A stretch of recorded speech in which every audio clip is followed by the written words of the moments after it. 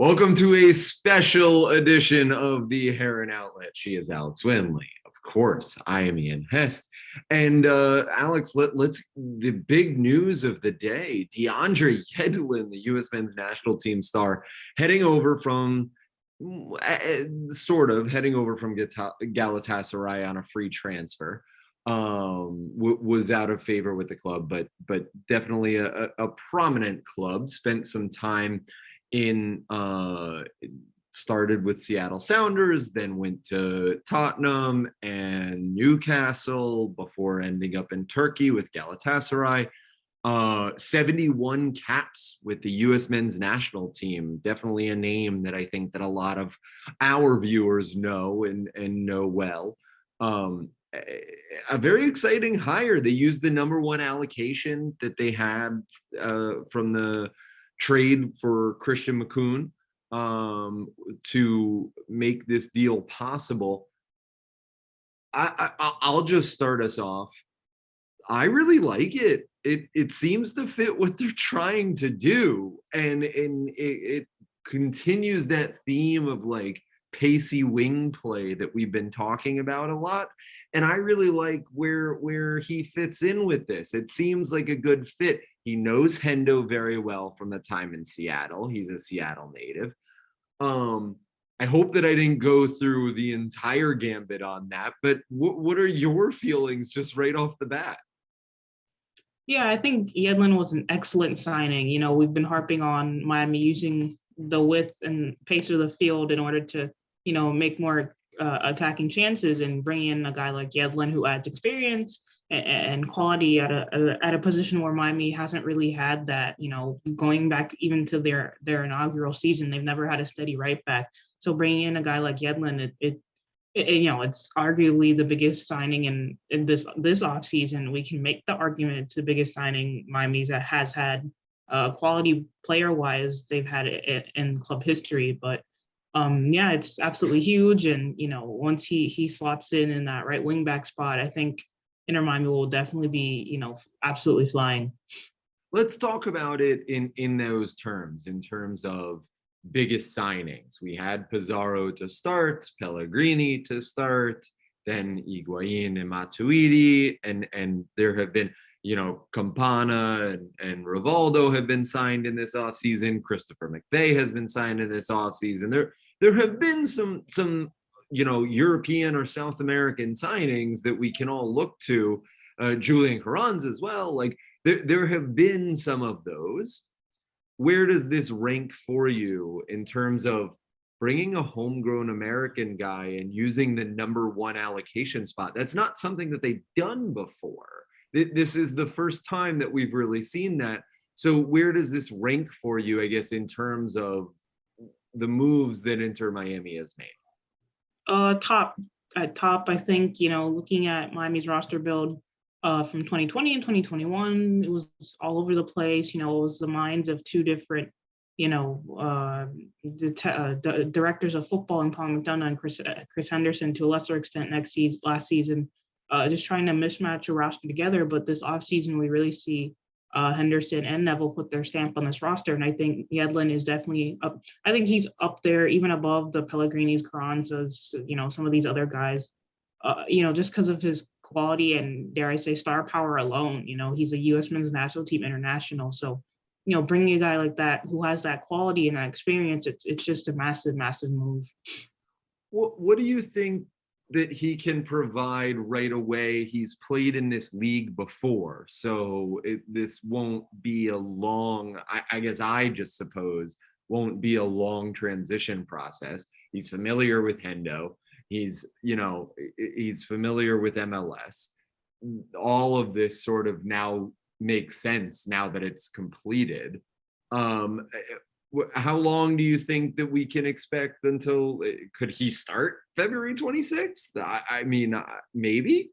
Why not? If he's fit and enough, and he's in good physical shape and not really carrying any injuries, I don't see why he can't start. I mean, I don't know who would start in his place. There are rumors about Harvey Neville signing, but he needs his green card. But sure, if Yedlin is fit and ready, I can see him starting right away. I wanted to talk a lot about what the club statement was as I'm pulling it up in what they how they described him, because I thought it was like very interesting. I just want to quote Chris Henderson for a sec. I'm thrilled that we're able to bring a player of the quality of DeAndre to Inter Miami. He is a very talented, exciting, and dynamic player on the pitch, and an experienced winner who is also positive character in the locker room. And that sort of touched me. We'll get back to it again. Experienced character in the locker room that will improve our roster. He's a well-rounded right back who likes to get up and down the pitch and has proven himself in the MLS, in the Premier League, the Super League, and the international level. And we look forward to seeing his success now at Inter Miami. So I bring that up because, first off, the character thing is something that this club wanted to change. They wanted more well-charactered. That's not any disrespect to anybody who has been here in the past, but that was a very big focus. That this locker room last year, we all kind of know by now, they weren't all on the same page. So. And they didn't necessarily like each other. So this is one that they want to bring a little more together. Yeah. What do you think DeAndre can bring in terms of that leadership for that to be the first thing that Chris Henderson is saying about him? Well, I don't know if you read that article from ESPN, but, there was a really good feature piece on Yedlin and, sort of the inside of his mind and how he works. He seems very level-headed. He's very aware of his surroundings. He's a down-to-earth type of guy. He's constantly learning, constantly trying to improve himself, and that alone is something that you want in a locker room. A guy who is self-aware and willing to help out others. And Inter Miami needs that, considering look at the locker room last year, is very cliquey, and a lot of those cliquey players, I won't name names, have been shipped out of Inter Miami for that reason. So bring in someone like Yedlin. Sorry, that made me laugh. Just everything that happened last season. But bringing in a guy like Yedlin, who is so down to earth and knows Chris Henderson and knows what it takes to win in MLS and U.S. international as well. There's tons of young Americans on Inter Miami's roster as well who are looking to get into the national team someday. So I think it's just an all around, Yedlin's an all around good guy, and he'll do wonders for this locker room that desperately needs some leaders in there. So then let's talk tactically, because the thing that was interesting to me was that in Henderson's statement, he talked about his ability to get up and back, which we've talked about with Phil before, and we talked about over the weekend. But also in the club statement, it called him a right back that can also play as a midfielder and a winger. And I thought that the fact that they made that distinction talks very specifically about what they're wanting to do with that moving forward, that you've been talking a lot about tactically in getting forward and up the field. Yeah, I think watching that friendly the other day with Harvey Neville, he's a serviceable right wing back, but he was lacking a bit of that athleticism and that pace. But you bring in a guy like Yedlin, who is pace ready, speedster on that right hand side, and you play him next to a guy like Ariel Lassiter if he starts on the right wing side. Opposition left backs and left midfielders are going to have a difficult time with Inter Miami's right hand side if you're going up against two guys like Lassiter and Yedlin, you're going to have a really just bad day. That's a really fast right wing, it's right? Very fast. It's like, just thinking about it, I think this is the fastest Miami has been in franchise history, arguably. The club has never. I don't think it's arguable. Yeah, no. This is the fastest they've been. We've never seen something like this. I guess you can argue Robbie Robinson and Lewis Morgan, but even then they're not burning pace like a Yedlin or an Ariel Lassiter is. So yeah, it's just I'm just thinking about the possibilities that, even then Yedlin can play as a winger too, if needed. So he brings tactical flexibility. He can adapt to different things, and I'm excited to see him slot into either right wing back, right winger, or left winger, or what have you.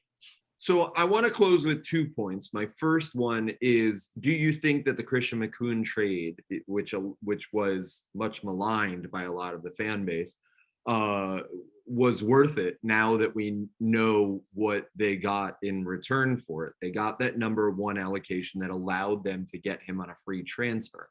So was giving up Christian McCoon worth it?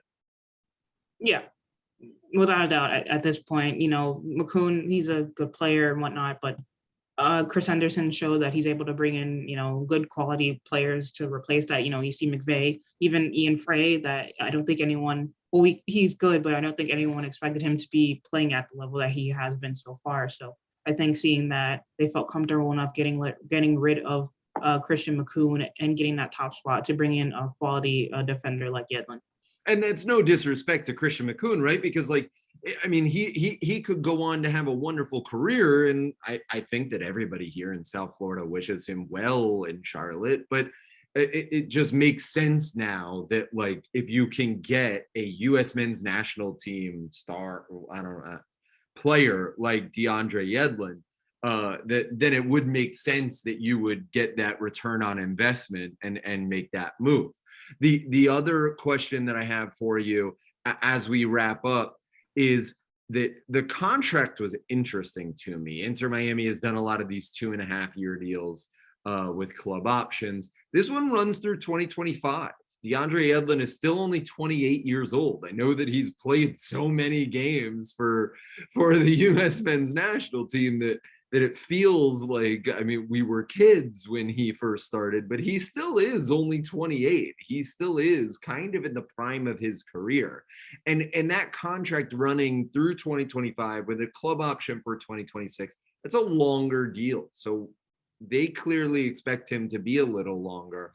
I just wanted to get your thoughts on why they would put that level of investment in him in a time period that is a little bit in flex.